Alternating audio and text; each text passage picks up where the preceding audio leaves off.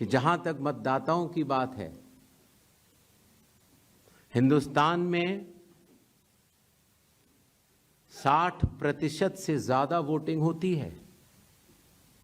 जो दुनिया के बड़े बड़े जनतंत्र जिसके लिए सोच सकते हैं, दुनिया का सबसे बड़ा जनतंत्र है भारत।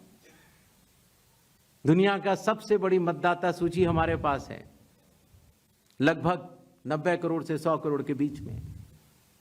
सबसे बड़ी मतदाता सूची, सबसे बड़े चुनाव कर्मियों की फौज, सबसे ज्यादा मतदान करने वाले लोगों की संख्या, और इन सब के समक्ष, सारे मीडिया के समक्ष ये कहना कि अगर मतदाता सूची में आपका नाम एक बार और है तो आपने 2 बार मतदान किया होगा और कानूनी अपराध किया होगा, और मेरे सारे मतदाताओं को अपराधी बनाना और चुनाव आयोग शांत रहे, संभव नहीं। हलफनामा देना होगा या देश से माफी मांगनी होगी, तीसरा विकल्प नहीं है। कानून के अनुसार अगर समय रहते मतदाता सूचियों में त्रुटियां साझा न की जाएं,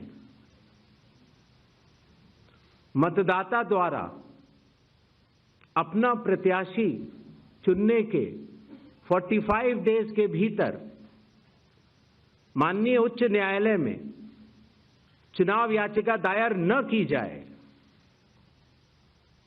और फिर वोट चोरी जैसे गलत शब्दों का इस्तेमाल करके जनता को गुमराह करने का असफल प्रयास किया जाए, तो यह भारत के संविधान का अपमान नहीं तो और क्या है।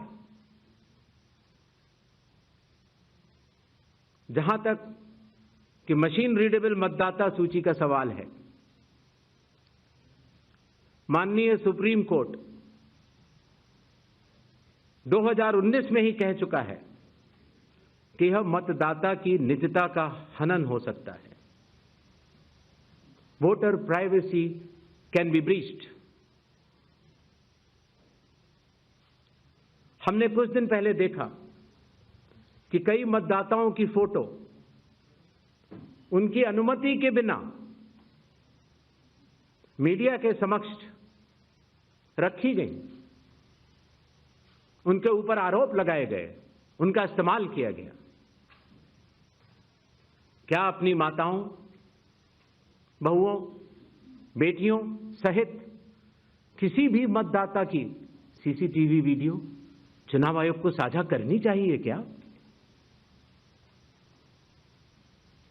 मतदाता सूची में जिसका नाम होता है वही अपने प्रत्याशी को चयनित करने के लिए वोट डालता है। लोकसभा के चुनाव की प्रक्रिया में 1 करोड़ से भी अधिक कर्मचारी, 10 लाख से भी अधिक बूथ लेवल एजेंट्स, 20 लाख से भी अधिक प्रत्याशियों के पोलिंग एजेंट्स चुनाव के लिए कार्य करते हैं। इतने सारे लोगों के समक्ष इतनी पारदर्शी प्रक्रिया में क्या कोई भी मतदाता वोट की चोरी कर सकता है? सबसे पहले चुनाव आयोग मतदाताओं के नाम एक संदेश देना चाहता है। भारत के संविधान के अनुरूप भारत का हर नागरिक जो 18 वर्ष की आयु पूरी कर चुका हो, उसे मतदाता अवश्य बनना चाहिए और मतदान भी अवश्य करना चाहिए। आप सभी जानते हैं कि कानून के अनुरूप हर राजनीतिक दल का जन्म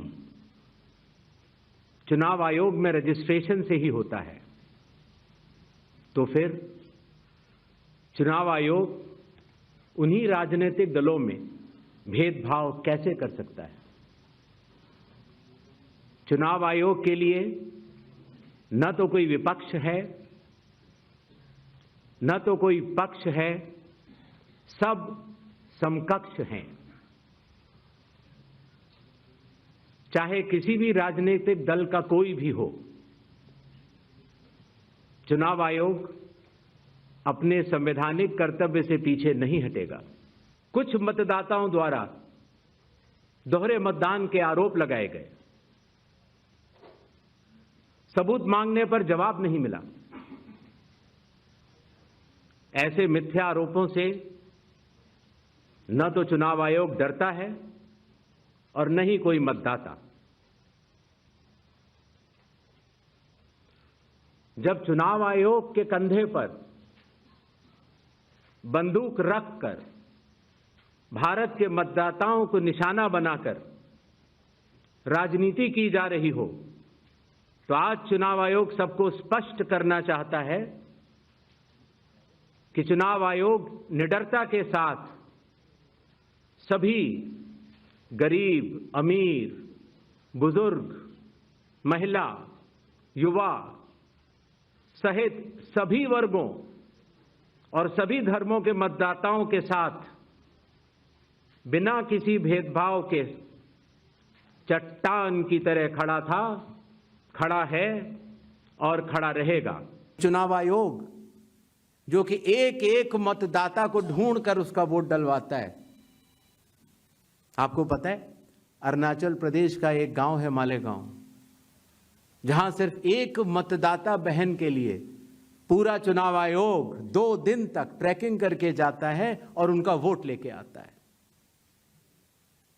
वही चुनाव आयोग जो गिर फॉरेस्ट के पीछे एक महंत हैं, उनके लिए 1.5 दिन की ट्रैकिंग करने जाता है, पूरा वोट बूथ बनाता है और वोट लेके आता है।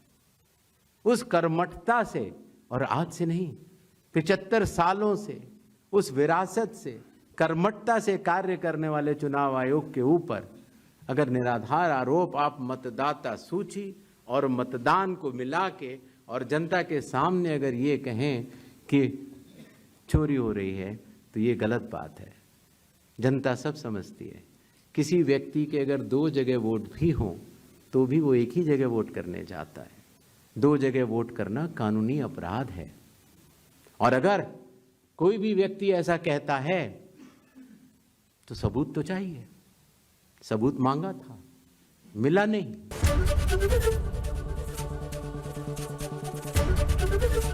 एबीपी गंगा, खबर आपकी, जुबान आपकी।